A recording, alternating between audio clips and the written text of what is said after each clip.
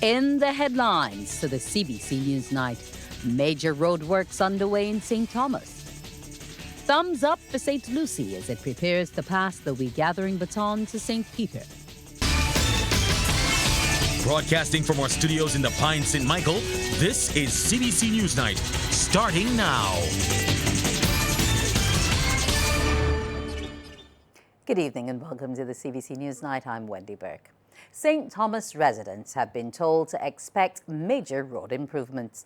Deputy Prime Minister and Minister of Transport and Works, Cynthia Bradshaw, made the disclosure as reconstruction work gets underway in that parish. Lorna Jones reports. Ms. Bradshaw has toured the St. Thomas area where the first phase is being undertaken from Content to Jukes. Road reconstruction will be carried out from Shop Hill to Pori Spring. Ms. Bradshaw says on completion, the road will have improved drainage along with shoulders and sidewalks for pedestrians. What you see here today is that we have started the milling of the actual stretch from Duke Hill Junction to Pori Springs. We're doing it in phases, so that is the first phase that is going to be done. And it has been started there because this area is actually less complex than the other two phases in that there is not as much disruption that can be caused in this area, but we wanted to get the work started. The contractors on site will also be continuing to make the necessary changes in relation to the other areas, the other two phases for the designs. And we're hopeful that this work in its entirety will be able to be completed in at least about 8 months. Ms. Bradshaw says over the course of the next few months, residents should brace for traffic disruptions and dust. She says other road projects in St. Thomas are also expected to start soon. So residents, I know, have been complaining a bit, but the truth is that this work has taken a lot of time, a lot of coordination in order to be able to today be able to say that we are finally starting, that something is happening in the Shop Hill area. The other good news is that the Cane Garden to Bridgefield Road is also at the final stages of design. We expect to have that completed within 2 weeks and have the work started. And we are starting on Shop Hill so that once this section is completed, the next contractors will also be able to work on the Cane Garden to Bridgefield area to minimize the disruption to the people of St. Thomas and the people who traverse these particular areas.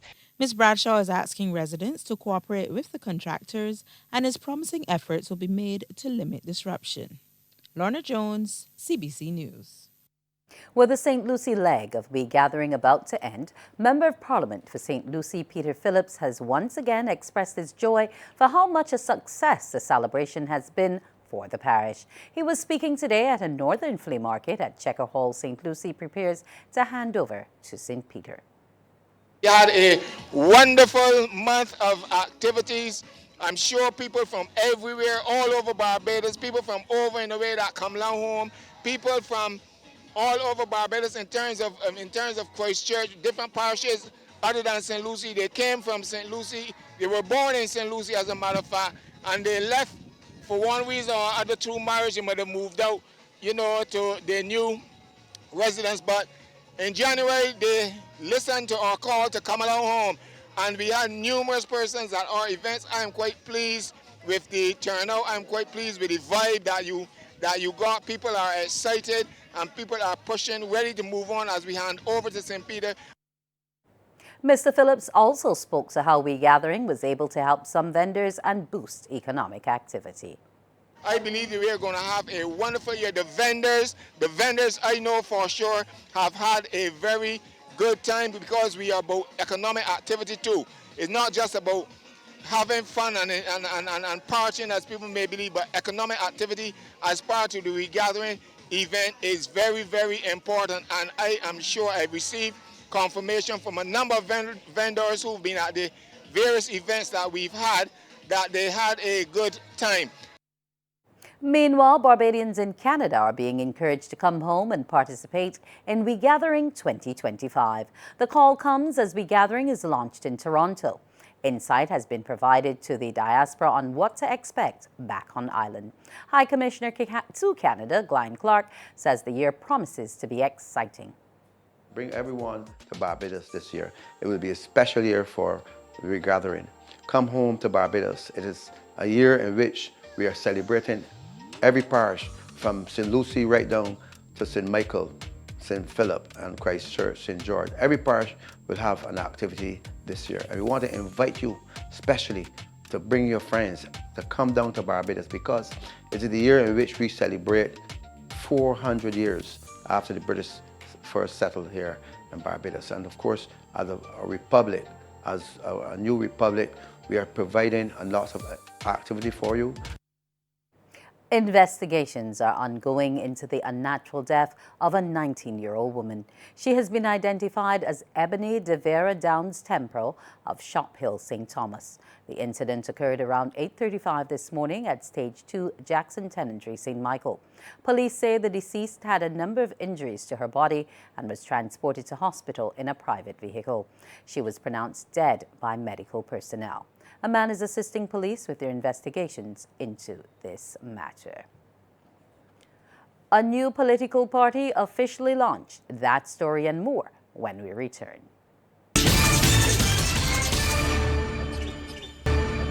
The new Conservative Barbados Leadership Party has been officially launched. President Corey Beckles says it intends to work to address a moral and socio-economic decay in Barbados. He says residents are experiencing fear on a daily basis, and his party wants to let the people know all is not lost. We will propose the way forward for the health and wealth of this country to be improved. We will propose the way forward for the improvement of our education system. We will propose the way forward for the improvement of our land, housing and road system. We will propose the way forward for the development of a strong foreign policy. We will also propose the way forward for the prosperity of all Barbadians, both at home and abroad. The team also includes Anthony Hines, Vice President, Shannon Gonzalez, and Ellis Corbin. The other members will be presented along with the manifesto at a later date. Ruthan Foster is Barbados' latest centenarian. Relatives of the father of 9 say he often told them over the years he wanted to reach 100 to receive a visit from the head of state. And his wish came through as President Dame Sandra Mason paid him a special visit to commemorate the occasion. His daughter Mary Lane says her dad, who was born in Chapman Lane, is a God-fearing individual who helped to rebuild the Colomaroc Nazarene Church after it was destroyed by fire. Daddy also bought his mom's house, in which his brother is there now. It's theirs now, but he bought that house for his mom. Daddy worked really hard, and he was eager to get us out the plane. And he went and he got his mortgage and everything, and he built his house in Falls Road. It was not completed, and then gradually he completed the house and everything. That time Daddy had small children, because in Falls Road we had 2 bedrooms.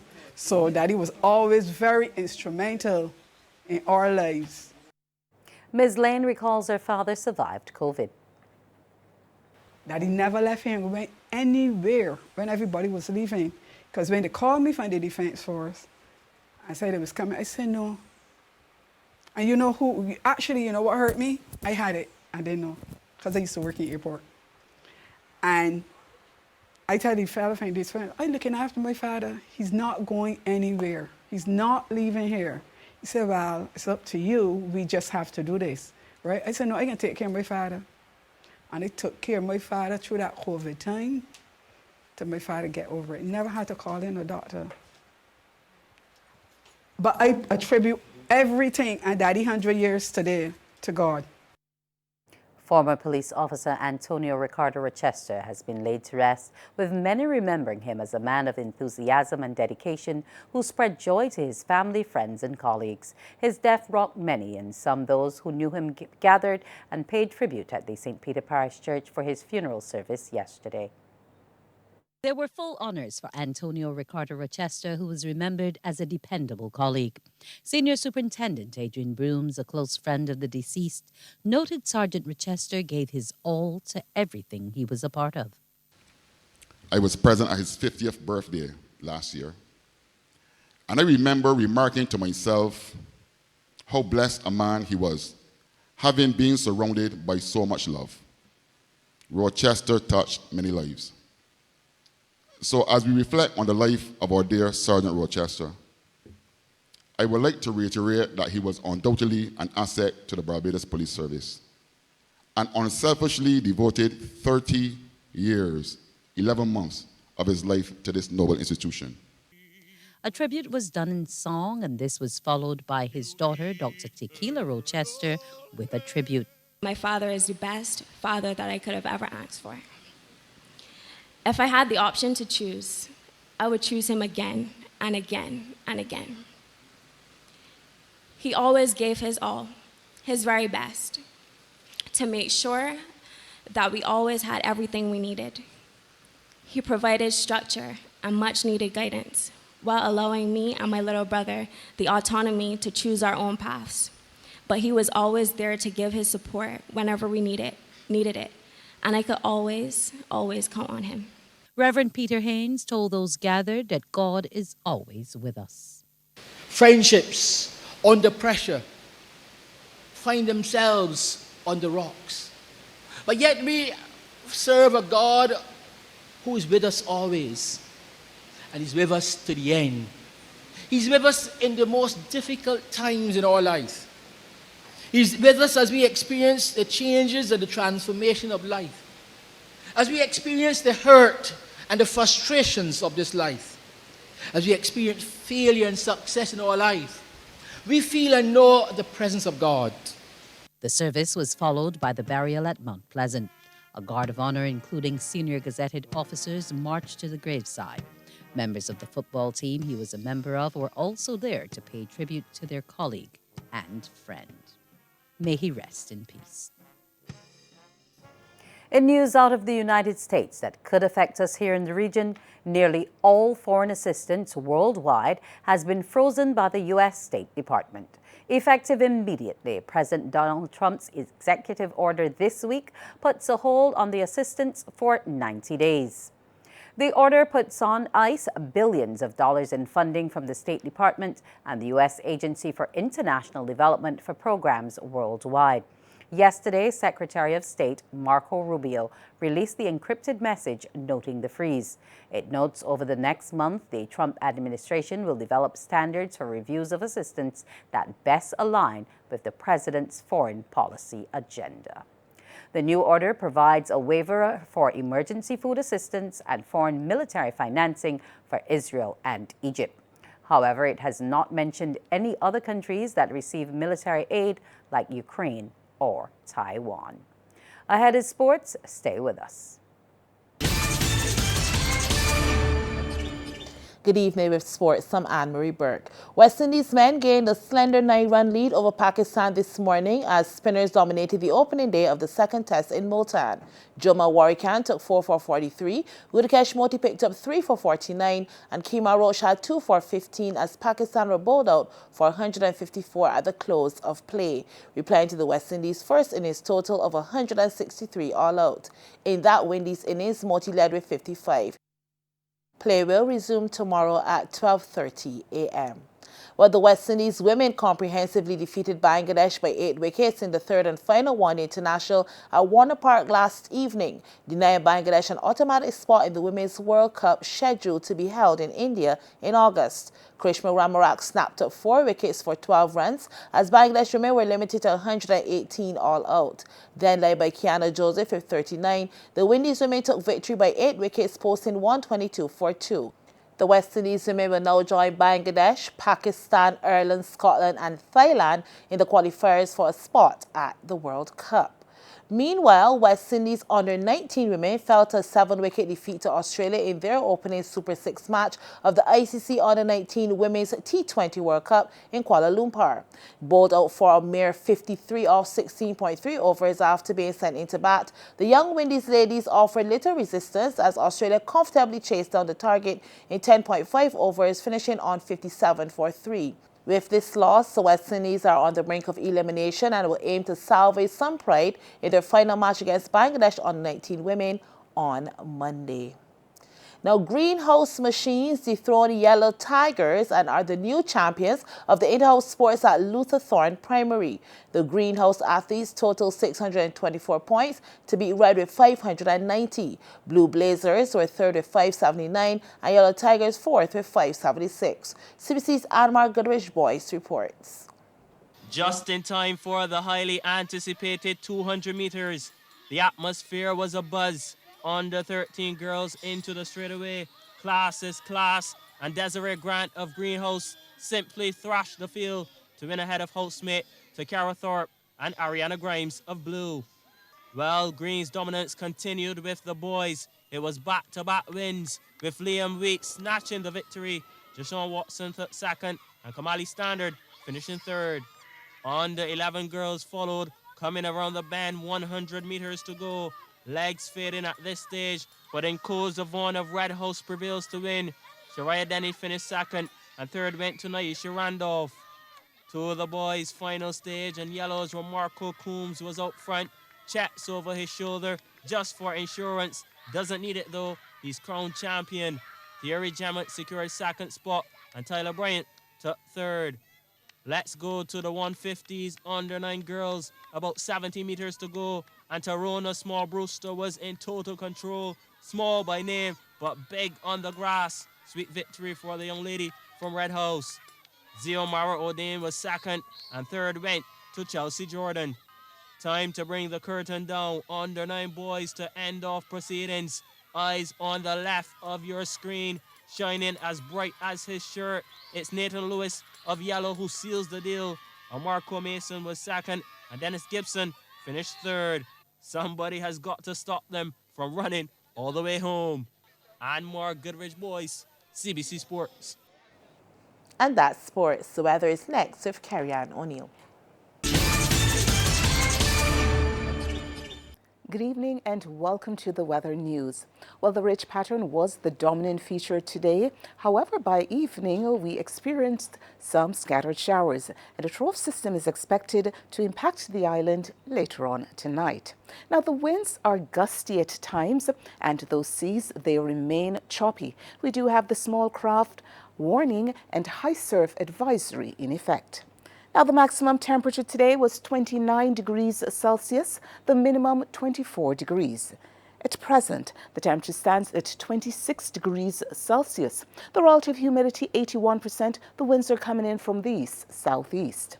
We take a look now at our satellite feed, where the ridge pattern dominated today. As a result, we had partly cloudy skies along with a few light showers. We had up to 1.4 millimeters of rainfall. Now, later on tonight, we are expecting that a trough system will generate some scattered showers here in Barbados. The winds are gusty at times, and those seas moderate to rough in open water, with swells peaking at 3.5 meters. We are urging small craft operators as well as sea bathers to exercise caution. Now, as I said, later on tonight, a trough system will move into the area to generate cloudy skies along with some scattered showers. Further south, showers prevailed across the Guianas. And over in the Western Caribbean, there is a cold front maintaining wet conditions across sections of the Bahamas as well as Cuba. There's also a trough system maintaining showers over Hispaniola. For tomorrow, the sun is expected to rise at 6:25 and will set at 5:56. Now, the first high tide, that's expected at 2:27 in the early morning. The first low at 5 minutes after 7 in the morning. The seas, moderate to rough in open water with swells peaking at 3.5 meters. We do have that small craft warning and high surf advisory in effect. The winds are coming in from the east and they're peaking just around 35 kilometers per hour. For us here in Barbados tonight, a trough system will be impacting the island. We can expect cloudy skies along with a few clear periods and some scattered showers. And over the next 3 days, a mix of sunshine, clouds, and showers can be expected. That's our news. Thanks for joining us and continue to enjoy your evening.